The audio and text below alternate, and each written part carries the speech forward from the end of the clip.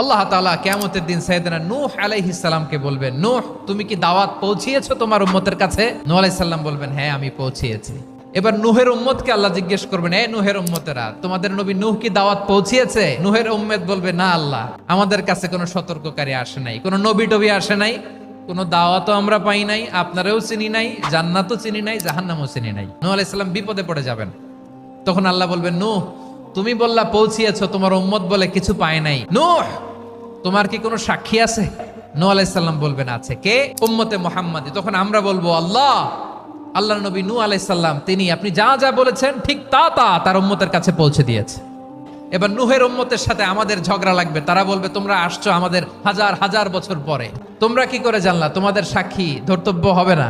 আমরা বলবো, আমাদের কোরআনে তোমাদের নবীর কথা আল্লাহ আমাদেরকে জানিয়েছেন, দিন রাত এক করে তোমাদের কাছে তিনি দাওয়াত পৌঁছেছেন, তোমরা কানের মধ্যে হাত